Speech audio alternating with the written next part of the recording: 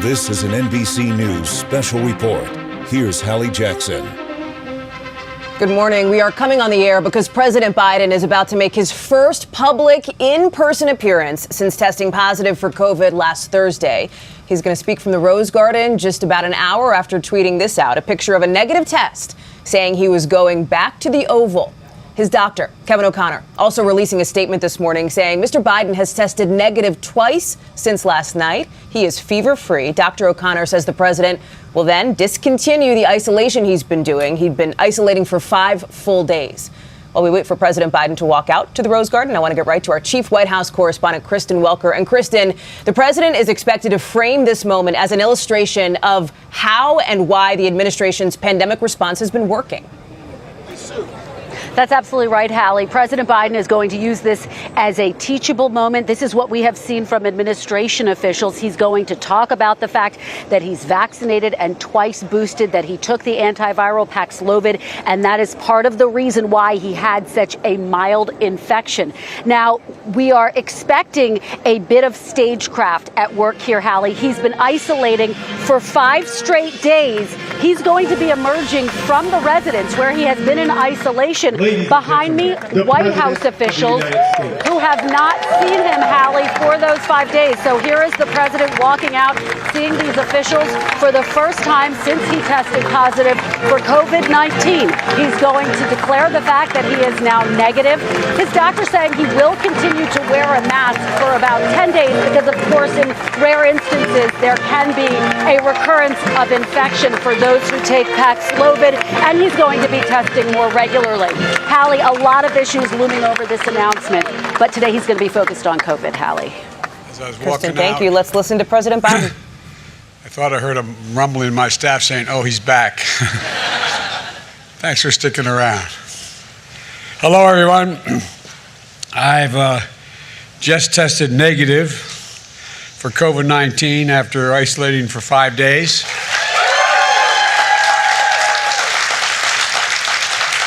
Thankfully, I'll now be able to return to work in person, but I want to thank you all for your well wishes, your prayers over this past week and the calls I've gotten. I also want to thank the medical team here at the White House for the incredible care they gave me. Fortunately, God willing, my symptoms were mild, my recovery was quick, and I'm feeling great. The entire time I was in isolation, I was able to work, to carry out the duties of the office and without any interruption.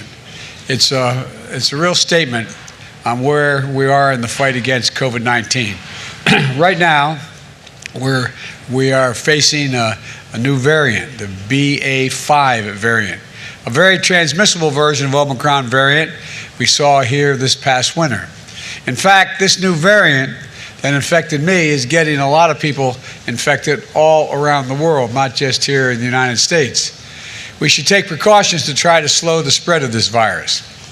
My administration has made billions of dollars in funding available to improve ventilation in our schools and our public buildings.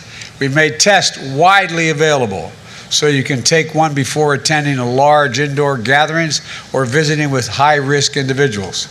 We've made high-quality masks available for free, so you should consider wearing a mask when you're in a crowded indoor public place.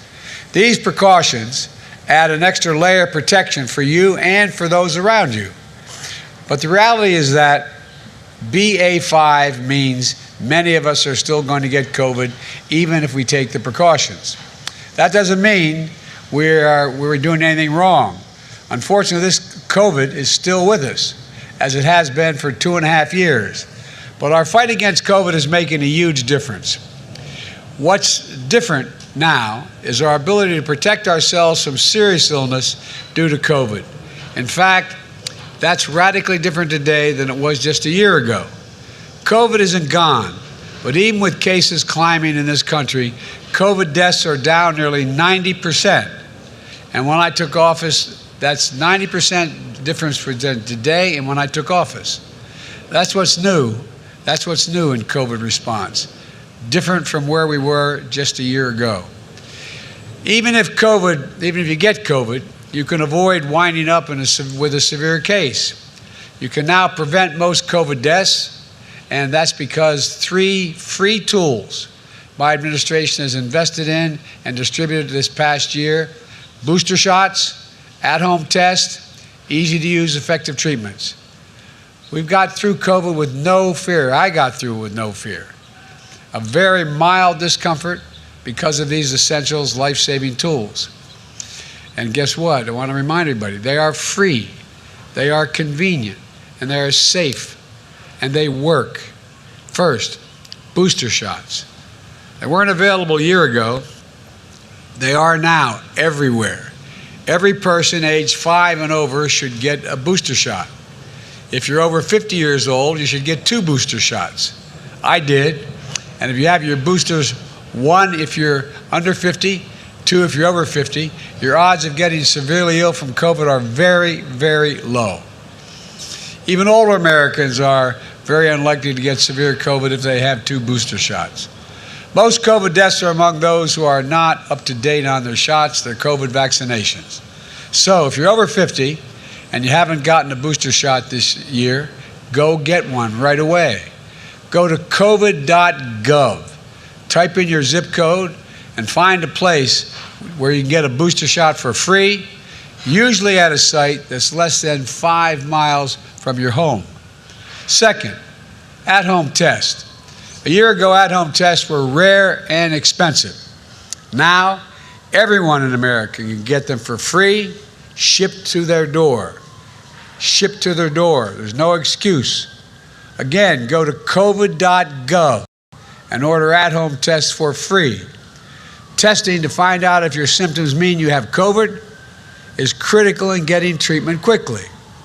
Third, treatments. If you test positive, we have a new powerful treatment called Paxlovid. It wasn't available a year ago. It's a pill. And now you can take these pills at home. You can get them for free at tens of thousands of local drugstores around the country. The Food and Drug Administration, the FDA, even put in a special rule so many pharmacists can prescribe this particular drug. So you don't even have to go to the doctor to get a prescription. Millions of Americans have used Paxlovid.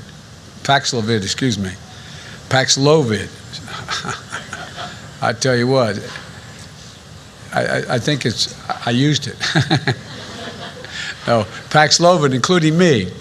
This life-saving drug reduces risk of hospitalization and death from COVID-19 by about 90%.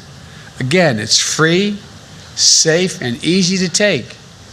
And we move quickly to make it widely available, including the thousands of convenient tests to treat sites where you can get tested. And if you need it, Paxlovid is at the ready right then and there when you make your visit. Again, go to covid.gov to find where test and treat sites are that are near you. Here's the bottom line. When my predecessor got COVID, he had to get helicoptered to Walter Reed Medical Center. He was severely ill. Thankfully, he recovered. When I got COVID, I worked from upstairs of the White House, and the office is upstairs, and for that 5-day period. The difference is vaccinations, of course, but also 3 new tools, free to all and widely available. You don't need to be president to get these tools used for your defense. In fact, the same booster shots, the same at-home test, the same treatment that I got is available to you. My administration has made sure that all Americans across the country, from all walks of life, have free access to those tools. COVID was killing thousands of Americans a day when I got here. That isn't the case anymore. You can live without fear by doing what I did: get boosted, get tested, and get treatment. At the same time, my administration remains vigilant. Right now, we have the tools to keep you from getting severely ill or dying from COVID. But we're not stopping there. Earlier this week, we had a conference at the White House about the next generation of vaccines, with the goal of keeping people from getting sick in the first place, getting COVID at all, even getting it. Let me close with this. Over the past 18 months, my administration has left no stone unturned in our fight against this pandemic. None. We brought down deaths by nearly 90% since I took office. because of the help of all the people in this Rose Garden. Business and schools responded. Grandparents are hugging their kids and grandkids again. Weddings, birthdays, celebrations are happening in person again. So let's keep emerging from one of the darkest moments in our history with hope and light for what can come. Get vaccinated if you haven't gotten already. And now get boosted. Order your free test. And if you get sick and test positive, seek treatment. Take advantage of these life-saving tools. We have more of these tools than we ever had before. And to my friends in Congress, let's keep investing in these tools. Vaccinations, treatments, tests, and more so we can help making them available to Americans, the American people, on a permanent basis. Let's get moving, when I say permanent basis, as long as they are needed. Let's keep moving forward safely. God bless you all. And now I get to go back to the Oval Office. Thank you all very much.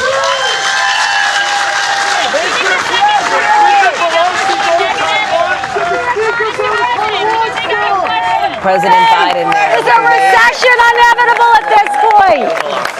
Since testing positive for COVID, delivering remarks from the Rose Garden with a noticeably less hoarse voice than we've seen him so far, saying he is feeling great, and pointing out, he says, that you don't have to be president to get the kind of care that he got while he was isolating and recovering with mild symptoms. He said COVID is still with us, but he says the fight that his administration is conducting is making a huge difference to progress against this pandemic. He also drew a notable contrast with his predecessor, former President Donald Trump, who also got COVID at a time when vaccines were not available. I want to bring in now our chief White House correspondent, Kristen Welker. And Kristen, in many ways, this was a triumphant return, at least in the eyes of the president's staff, to the West Wing today. To Walter Reed Hospital, where he was there for several It absolutely was, Hallie, and you saw a number of his administration officials gathered behind me as the president was speaking, there to applaud him, both as he came out from the residence where he's been in isolation for 5 days, and then again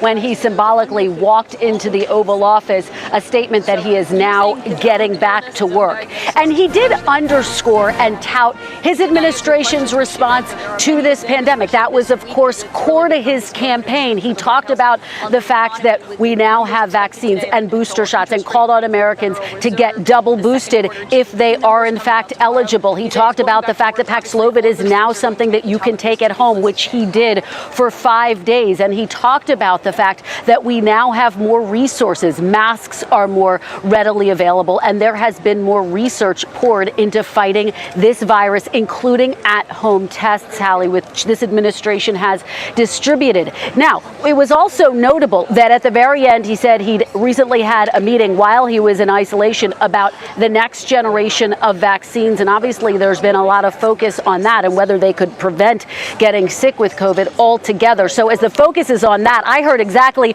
what you heard, which is that sharp contrast that he drew with his predecessor. The fact that former President Trump was taken to Walter Reed Medical Center, he said, I didn't have to go because we have all of these resources. But it does come on the same week, Hallie, where President Biden took aim at his predecessor over something very different, January 6th, just a few days ago, which, of course, you and I have been reporting on extensively. So that was a notable contrast that President Biden raised as he now goes back to work. Kristen, thank you. In the couple of seconds that we have left, I want to bring in NBC News medical contributor Dr. Natalie Azar. And Dr. Azar, is there anything you heard that you might recommend doing differently if President Biden were your patient, or is he taking the appropriate steps now, recovering from COVID and returning to the public stage? Yeah, I mean, he's certainly following CDC guidance here, Hallie. He is allowed to be out of isolation. He will be wearing a well-fitting mask anytime he is indoors with other people for a total duration of 10 days.